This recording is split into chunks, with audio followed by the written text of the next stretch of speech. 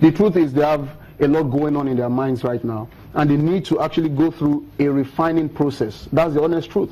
That brings them back to the state of a proper Nigerian girl. You understand? I mean, girls now. And so the government needs to actually work with the concerned NGOs and even volunteer groups and associations within and outside of Nigeria to ensure that they have, should I say, a reorientation of their mental state and their physical state. Their health status also needs to be reviewed, and then they should actually ensure that they have the best side of life right now.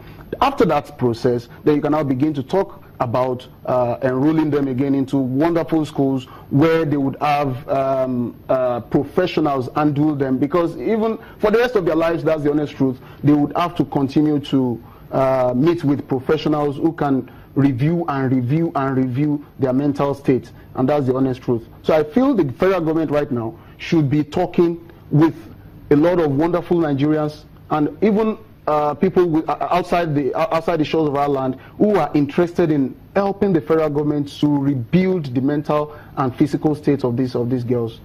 All right. Well, we'll be watching this story closely and hopefully seeing that these girls get reintegrated seamlessly, hopefully at some point, but most importantly also hoping that more girls get released and actually all of them at some point hopefully they get reunited with their family. But let's move on now to Mr. President, speaking about the federal government there. And there's a lot of concerns, and genuinely so, for Mr. President's health. And for the fourth week running, the Federal Executive Council meeting, he was a no-show, and people started speculating, and we hadn't seen him publicly for 3-4 weeks actually. Mr. Vice President had been taking his place in a lot of public functions, and then on Friday he showed up for the Jumat prayers at the mosque. Yes. And people didn't know what to make of that. I mean, it's official duties, he's not seemingly available for the Jumat prayers. He shows up, even though people said, oh, that was even photoshopped, the pictures. Okay. I mean, Nigerians love conspiracy theories. But how worried should we still be about his health at this stage? Well, we should be very worried.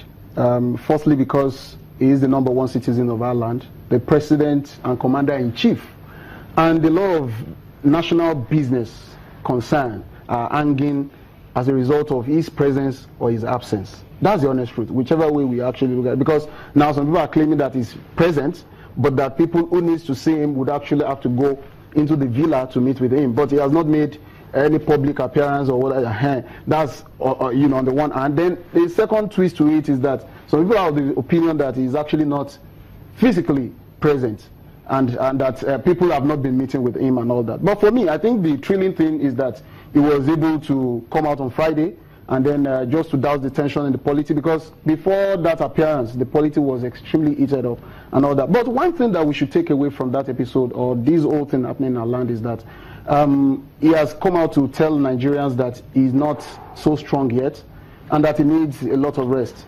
And even people around the presidency have been saying that the president is still resting and resting and resting and resting and what have you.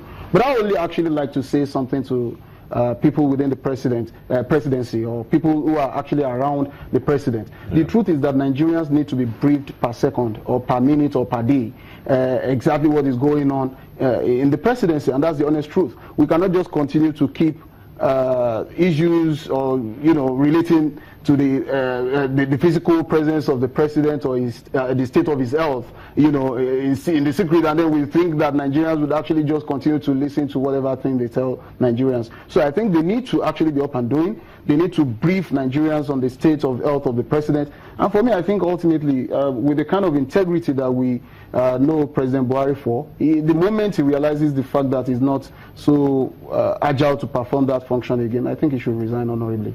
A lot of people have said that, and that was what I was going to come to. We even heard allegedly that certain former presidents and heads of states of this country met at some point during the week, and allegedly they had resolved to meet with Mr. President and tell him to, take the back seats and just step down and all of that.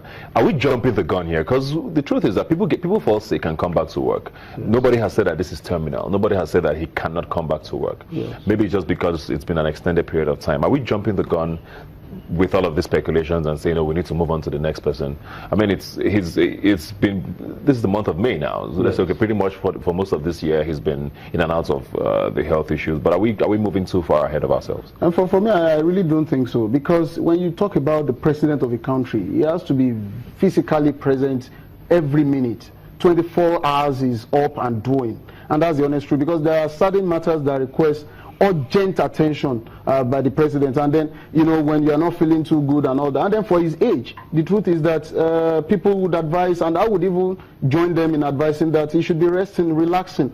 He should not go through so much hassle, so much stress, such that it would drain his consciousness very fast and all that. So it's really not about witch hunting or about the fact that some people do not love the president. Yes, some politicians may have their own reasons for saying all stuff, but for me as a person, I think because of the level of integrity that President Buhari has displayed over the years, going forward, he should find comfort in relaxing in his home, and then that's if he realizes that he can no longer perform the function of that office, because a lot of people have so much respect for him, and I don't think I want to watch that window within a short period of time, because of matters bordering on his health, which actually is not within his own control. Yeah.